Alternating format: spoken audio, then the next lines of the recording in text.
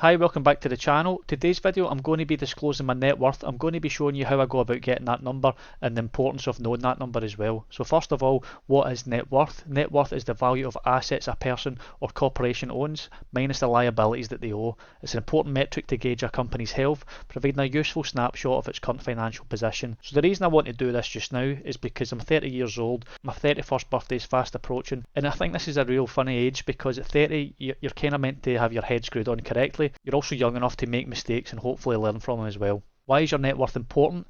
Tracking your net worth over a time is a helpful indicator of your financial stability. People work hard to bring home their salaries. What happens after your paycheck hits your bank account is not always predictable. Looking at your net worth can help you understand where your money's gone in the past versus where you want it to go in the future.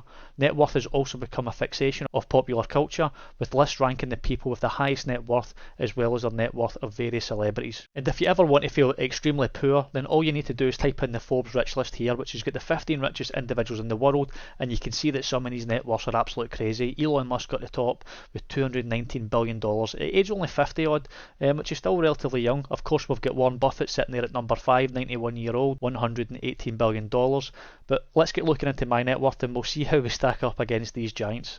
So I want to disclose my profile. My profile is that I'm a male, 30 years old, I'm married, I've got no kids and my salary is £41,000 per year. I've been investing for 4 years also. This list here is an example of some of the assets which you could count. So you could have cash, you could have your investments such as stocks and shares, you could have inventory for items that you own within the house, your pension, your real estate, which is your property. I've also included car here. Car's a funny one because I've got this in both lists, and you could have kind of abstract things such as specialist jewellery, which could either hold their value or else increase in value. Examples of liabilities could be your mortgage, which is likely going to be the largest debt you're going to take on an entire life for most people. You could have your car loans, student debts, personal loans, and I've got your car as well, because depending on when you bought your car, in the last few years, if you'd bought a car and you'd sold it, you've probably made money, so it's been an asset. But excluding the last few years, on average, if you've owned a car over a period of time, it has been depreciating in value, therefore it's been a liability. Onto my own personal financial situation. On the left side here, I've got my daily account, which is my bank account where the daily activities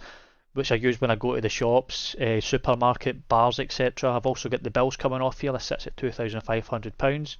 I'll get a bank account, which is my second account. This is the rainy day fund, which has got £4,656. I class this as like a mini savings account. This is where I like to just hold some cash as the rainy day fund should I need to dip into it if there's any emergencies. And I've also included this graphic at the bottom which shows my ISA allowance for my stocks and shares ISA. I haven't contributed to it this year, and the reason being that although I've got a cash position of £2,500 in this account on the right hand side, I like that to be above £3,000, and what I've got coming up in the next months, if my wife and I have both got 2 cars which we're going to be starting a brand new lease on, which has required a deposit of each car about £1,500, so that'll get eaten into quite quickly, and I don't like to contribute to my ISA until that rainy day fund is sitting at above £3,000. The account on the left hand side, the daily activity account, that'll probably fluctuate between about £1,500 and £3,500 any given month. On to some of the other assets which I have, and I've got my stocks and share ISA account. It's sitting at £71,877. It is made up of a stock value of about £60,000, and I have got cash held on that which will be invested in due course.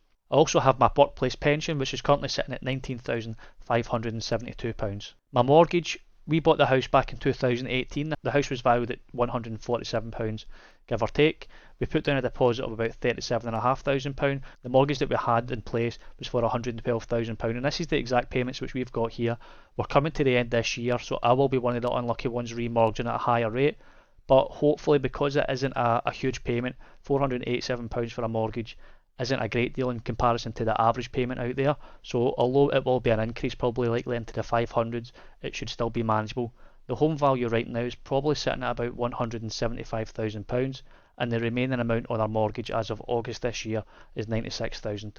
So now that we know them, we can put them all into this nice table here. I managed to get this just by typing in net worth tracker. It's from Excel, and I filed in some information, so I've included all the assets which I've just disclosed there, which gives me a total valuation of £278,572. And when we look at the liabilities, I'm very fortunate that on the left hand side where we've got the unsecured loans, I don't have anything. I've not got any outstanding credit cards, debts, loans or anything.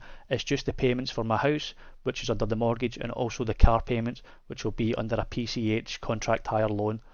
This gives me total liabilities £121,000. So all in all, after we crunch the numbers together, we end up with a net worth of a positive valuation of £157,386. So guys, that'll sum up this month's video. I hope you've enjoyed this insight into my personal financial standings. If you enjoyed it, please drop it a like and subscribe to the channel, and I'll catch you all in the next video. Cheers.